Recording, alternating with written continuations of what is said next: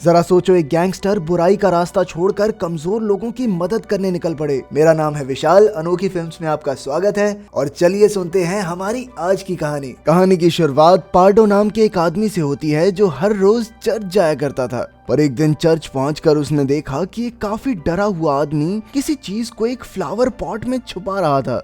इसीलिए पार्डो ने उस पर नजर रखने का फैसला किया। उस आदमी का पीछा करते हुए पार्डो पास की ही एक बंदरगाह पर पहुंचा, जहां कुछ लोगों ने उस आदमी को घेर लिया और बुरी तरह पीटना शुरू कर दिया। यहाँ तक कि उन्होंने कई बार उस आदमी को समुद्र में गिरा गिरा कर भी मारा। असल में वो चारों आदमी उससे एक बैग का पता पूछ रहे थे जो पैसों से भरा हुआ था। पर मार खाने के बाद भी वो आदमी उस बैग का पता बताने के लिए तैयार नहीं था। इसीलिए परेशान होकर वो चारों वहाँ से चले गए।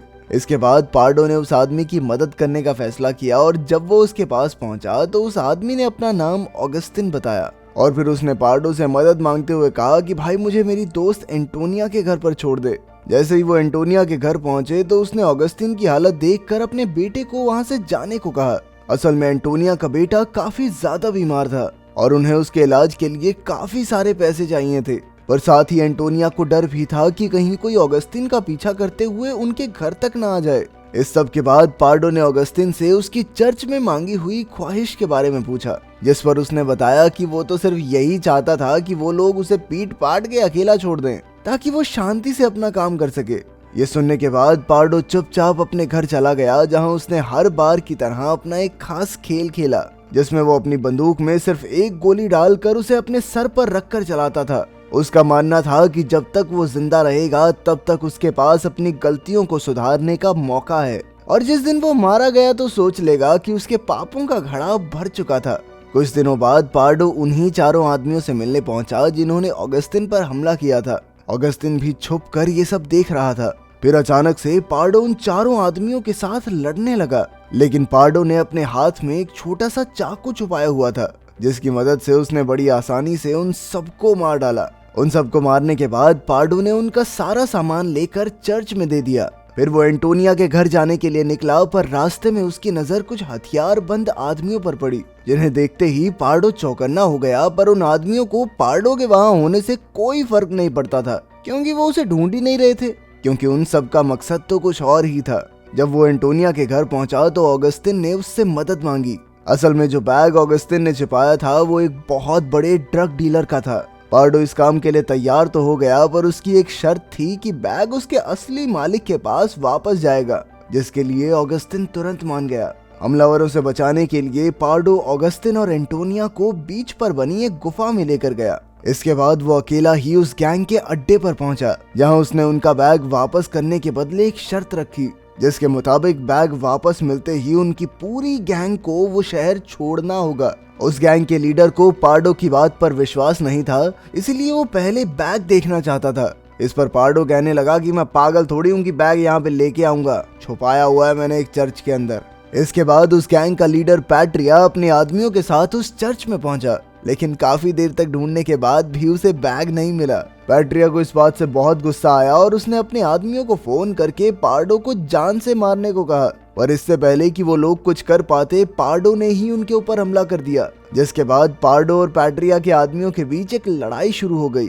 पार्डो के सामने काफी सारे आदमी थे और उन सभी के पास हथियार भी थे, लेकिन फिर भी वो अकेला उन सबके ऊपर भारी था और उसने जबरदस्त तरीके से लड़ते हुए उन सभी को खत्म कर दिया। जब पैट्रिया वापस आया तो वो ये देखकर हैरान रह गया कि उसके सभी आदमी मर चुके थे। इसीलिए वो तुरंत ही अपने बॉस स्टीव के पास पहुंचा, जो असल में उस बैग का असली मालिक था। जब पार्डो पैट्रिया के आदमियों को खत्म करके वापस गुफा में पहुंचा तो उसने देखा कि ऑगस्टिन और एंटोनिया पैसे गिनने में व्यस्त थे।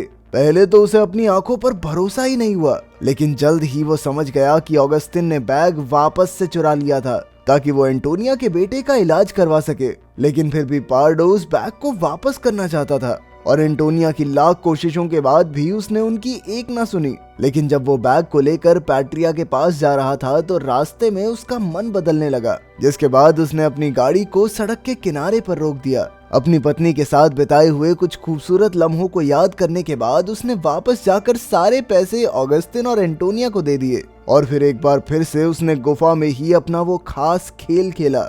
इस बार भी वो जिंदा बच गया और उस दिन के बाद से उसने ड्रग गैंग के ऊपर नजर रखना शुरू कर दिया। वो बड़ी बारीकी से उनके काम करने के तरीके को जान रहा था और एक दिन ऐसे ही वो एक गाड़ी का पीछा करते हुए एक ड्रग फैक्ट्री में पहुंचा, जहां उसने उस गाड़ी पर नजर रखते हुए उसका इंतजार किया। और जैसे ही वो गाड़ी वहां से निकली तो वो एक बार फिर से उसका पीछा करने लगा, पर असल में ये उस गैंग का बिछाया हुआ एक जाल था। अब तक ड्रग डीलर्स को पता चल चुका था कि पार्डो उनका पीछा कर रहा है, इसीलिए मौका देखकर उन्होंने तुरंत ही उसकी गाड़ी पर गोलियां चलाना शुरू कर दिया। जिसके बाद पार्डो का मुकाबला एक हट्टे कट्टे गैंग मेंबर से हुआ। वो काफी ज्यादा ही ताकतवर था और उसे हराना तो पार्डो के लिए भी आसान काम नहीं था, पर फिर भी अपनी फुर्ती का इस्तेमाल करते हुए पार्डो ने जैसे तैसे आखिर में उसे हरा ही दिया। उस शाम जब पार्डो गुफा में बैठा हुआ था तभी एंटोनिया उससे बात करने के लिए आई, और जैसे ही उसने पार्डो की पीठ के ऊपर अपना हाथ रखा तो पार्डो को अपनी बीवी की याद आने लग गई। असल में एक दिन एलेक्स नाम के एक आदमी ने पार्डो और उसकी प्रेग्नेंट पत्नी को किडनैप कर लिया था, और फिर उसने पार्डो की आंखों के सामने ही उसकी पत्नी को बहुत ज्यादा टॉर्चर किया। इसके बाद उसने पार्डो के सामने दो ऑप्शन रखे, या तो वो खुद अपनी पत्नी को मार कर इस दर्द से आजाद कर सकता था, या फिर उसकी मर्जी है वो उसे ऐसे ही तड़प तड़प कर मरने के लिए छोड़ दे। उसके सामने एक बंदूक बंधी हुई थी जिसका मुंह सीधा पार्डो की पत्नी की तरफ था। उस मुश्किल घड़ी में पार्डो को एक फैसला लेना था, और काफी देर तक सोचने के बाद जब पार्डो समझ गया कि उसके पास कोई और चारा नहीं है तो उसने खुद ही अपनी पत्नी की जान लेकर उसे एलेक्स से आजाद करवाना सही समझा। इसके बाद वर्तमान समय में पार्डो अपनी गाड़ी लेकर ड्रग डीलर से मिलने के लिए निकल गया, और उसके जाते ही ऑगस्टिन ने पास में ही बंधी हुई एक बोट का इस्तेमाल करके वहां से भागने का प्लान बनाया। असल में वो उस नाव की मदद से शहर से बाहर जाना चाहता था, पर किनारे के पास पहुंचते ही एलेक्स के कुछ आदमियों ने उसे देख लिया, जिसके बाद ऑगस्टिन को अपनी जान बचाते हुए वापस पानी में कूदकर वहां से भागना पड़ा। पर जब वो वापस गुफा के पास आया तो उसने देखा कि एलेक्स पहले से ही उसका वहां इंतजार कर रहा था। वहीं दूसरी ओर पार्डो ने सीधा जाकर एक ड्रग फैक्ट्री पर हमला कर दिया, और वो बिना डरे बाहर खड़े गैंगस्टर्स पर अंधाधुंध गोलियां बरसाने लगा। फिर वो सीधा अंदर घुस गया जहां पहले ही गैंग के आदमी उसका इंतजार कर रहे थे। उन सबको भी खत्म करके जब वो एक कमरे में पहुंचा तो उसका सामना एक और आदमी से हुआ, जिसके साथ उसने बंदूक से नहीं अपने हाथों से लड़ने का फैसला किया, और अपने पूरे दम और वहशियत के साथ लड़ते हुए उसने अपने हाथों से ही उसे खत्म कर दिया। पर जैसे ही वो ऊपर बने बॉस के ऑफिस में पहुंचा तो उसने देखा कि बॉस एक कुर्सी पर चुपचाप आराम से बैठा हुआ था, और उसके पूरे कमरे में गोलियां ही गोलियां बिखरी हुई थी। जैसे ही पार्डो उसके पास पहुंचा तो उसने देखा कि किसी ने पहले ही उसके सर में गोली मारी हुई थी, पर इससे पहले कि पार्डो कुछ भी समझ पाता तभी पीछे से एलेक्स ने आकर उसके सर पर हमला कर दिया, जिसके बाद पार्डो तुरंत ही बेहोश हो गया। उसे बेहोशी की हालत में भी अपने बीते हुए कल के सपने आ रहे थे, जहां वो एलेक्स का पीछा करते हुए उसके घर पहुंच गया था। अब वो एलेक्स की परछाई को अपने बहुत पास देख सकता था। असल में उस समय एलेक्स पार्डो का सबसे बड़ा दुश्मन था, और एक क्रिमिनल होने के खातिर उसे इस बार एलेक्स को मारने की सुपारी मिली थी। पर एलेक्स भी बहुत ज्यादा ताकतवर था, और उसे मारना यूं ही कोई बच्चों का खेल नहीं था। लेकिन उसके घर में घुसकर जैसे ही पार्डो ने एलेक्स पर गोली चलाई तो उसी वक्त उसका बेटा अचानक से बीच में आ गया, और वो गोली सीधा जाकर एलेक्स के बेटे को लगी, जिस वजह से उस बच्चे की मौके पर ही मौत हो गई। एलेक्स हर बाप की तरह अपने बेटे से बहुत ज्यादा प्यार करता था, इसीलिए उसने पार्डो को कभी माफ ना करने की कसम खाई। उधर जब पार्डो को होश आया तो वो बीच पर बने चर्च के सामने पड़ा हुआ था, और उसके सामने बंदूक लेकर खड़ा था एलेक्स। साथ ही पास में ही ऑगस्टिन और एंटोनिया भी खड़े थे, जो बहुत ज्यादा डरे हुए थे। इसके बाद एलेक्स ने ऑगस्टिन को बंदूक पकड़ाते हुए पार्डो को गोली मारने के लिए कहा। ये देखकर एंटोनिया बहुत ज्यादा डर गई और उसने डर के मारे चिल्लाना शुरू कर दिया, जिससे गुस्सा होकर एलेक्स ने उसके पैर में एक गोली मार दी। जब एलेक्स का ध्यान एंटोनिया पर था तो इस मौके का फायदा उठाकर ऑगस्टिन ने बंदूक का मुंह उसकी तरफ करने का फैसला किया, पर एलेक्स ने उसके गोली चलाने से पहले ही अपना बचाव करते हुए उसके सर में गोली मार दी। इसके बाद एलेक्स ने एंटोनिया को ऑगस्टिन के हाथ से बंदूक लेने को कहा। एंटोनिया को इस हालत में देखकर पार्डो को वही रात याद आ रही थी जब उसे एलेक्स के कहने पर अपनी पत्नी को गोली मारनी पड़ी थी। तभी एंटोनिया ने भी हिम्मत करके बंदूक का मुंह एलेक्स की तरफ कर दिया, और तभी मौका देखकर पार्डो ने लात मारकर एलेक्स की बंदूक नीचे गिरा दी। इसके बाद चर्च के सामने ही पार्डो और एलेक्स के बीच लड़ाई शुरू हो गई, जहां दोनों ही एक दूसरे को पूरी टक्कर दे रहे थे।